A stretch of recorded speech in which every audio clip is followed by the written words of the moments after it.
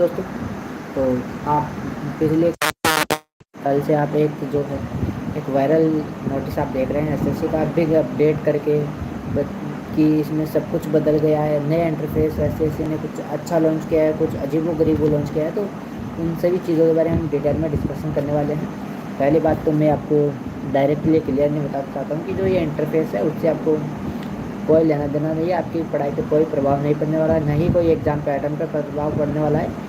इसमें फिर क्या बदलाव किया गया है, जितना क्या सच में इतना बदलाव हुआ है, जितना हम इस बात को बहुत ज़्यादा लंबी चौड़ी कर रहे हैं, नहीं, उन सभी पॉइंट्स पे हम बात करने वाले हैं। तो इतना कोई बहुत बड़ा इसमें बदलाव नहीं हुआ, इंटरफेस नहीं हुआ है। कि ऐसा नहीं है कि पहले क्वेश्चन जो है 25 ए भी इंग्लिश के आ रहे थे, अब 20 आएंगे या जो क्वेश्चन आएंगे, ऐसा कुछ नहीं है। तो हम उन सभी पे बात करने वाले क्या इंटरफेस इन्होंने चेंज किया है। पहली बात तो ये इंटरफेस के रूप में इन्होंने मॉक दिया है, जिसमें बताया गया है सिंपली कि ये एक जो है सैम्पल है कि आपको इस टाइप से क्वेश्चंस और जो आपकी स्क्रीन चलती है वो इस टाइप से चलने वाली है। तो उन सभी पे हम बात करते हैं। जैसे ही आप मॉक को खोलोगे तो सबसे पहले आपको यही स्लाइड दिखाई देगी। इसके अंदर आपको सिलेक्ट करना है पोस्ट के लिए। तो फिर अगर आप इसमें सेलेक्ट करोगे तो इसमें आपके पास आपने सेलेक्ट किया एसएससी मॉक टेस्ट, ठीक है। उसके बाद आप लॉगिन पे क्लिक करोगे, वहाँ से आप जाओगे, आपके पास ऐसा इंटरफेस लॉगिन ओपन होगा, जिसके अंदर एक तरफ रजिस्ट्रेशन नंबर है, रोल नंबर दिखेंगे, नेम दिखेगा और पोस्ट या सब्जेक्ट दिखेंगे। और ऊपर आप सभी को सिस्टम कोड, सिस्टम नंबर दिखे हुए हैं। और ये एक फ़ोटो आपकी जो अपने फॉर्म के टाइम में अपलोड की होती है, और एक फ़ोटो वहाँ पे आपको सभी को पता है जब बायोमेट्रिक होती है तो वहाँ पर हमारी फ़ोटो लाइव कैप्चर किया जाता है। तो वो वाली एक फ़ोटो यहाँ पे दिखती है आपको स्लाइड की स्क्रीन पे कंप्यूटर पे। फिर यहाँ से आप लॉगिन करोगे, यहाँ से आपको पासवर्ड का ऑप्शन आता है। अब हम बात करें एग्ज़ाम में हमारे पास कौन सा ऑप्शन से दिखाई देगा। तो आप सभी हमारे पास एग्ज़ाम में जब हम कंप्यूटर पे जाके बैठते हैं तो हमारे पास जो ओपन रहता है ये वाला बॉक्स ओपन रहता है ना, यही रहता है। इसके एक कोने के अंदर यहाँ पर इसके कोने साइड के अंदर आपको हमारी फ़ोटो दिख रही होती है।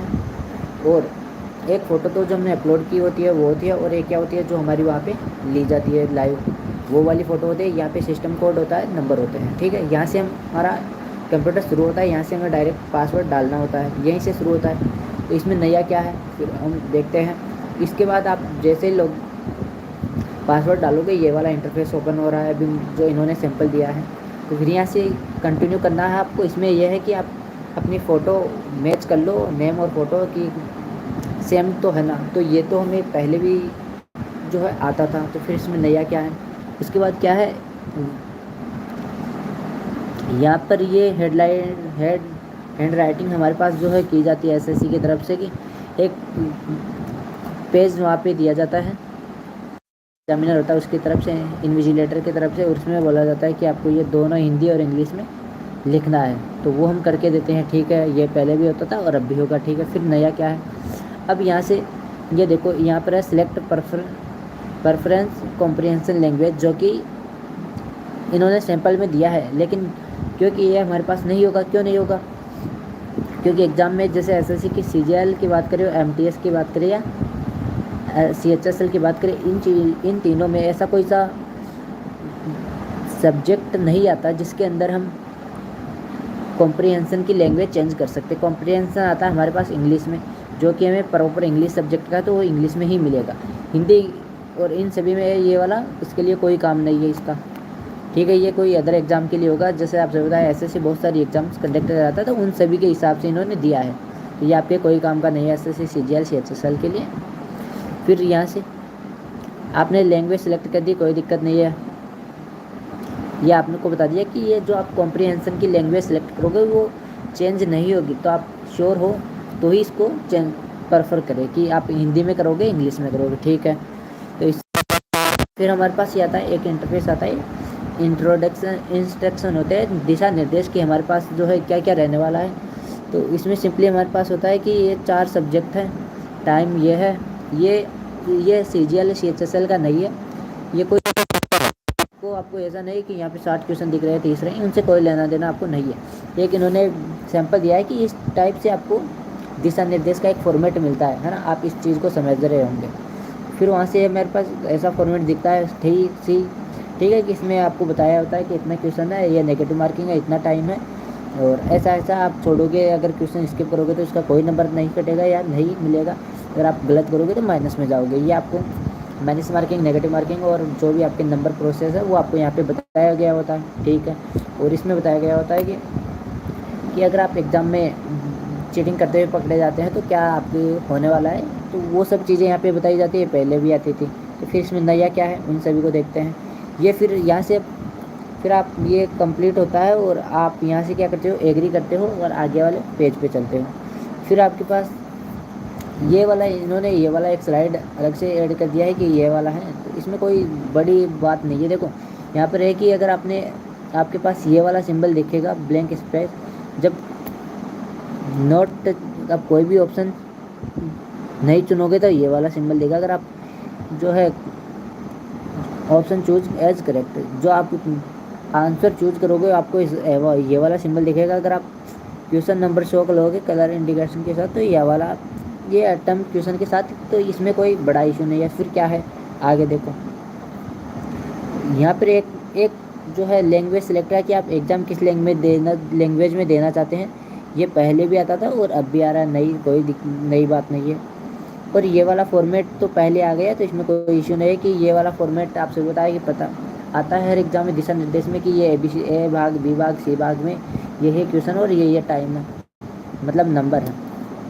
और अब इसमें जो बदलाव किया गया है वो इतना सा है, कोई बहुत ज़्यादा लंबा इंटरफेस इन्होंने नहीं बदला है। कि जो पहले ये हमारे पास ये क्वेश्चन नंबर जो है कि इधर चलते थे स्क्रीन के, वो अब उठ के इधर इन्होंने जो है शिफ्ट कर दिया है।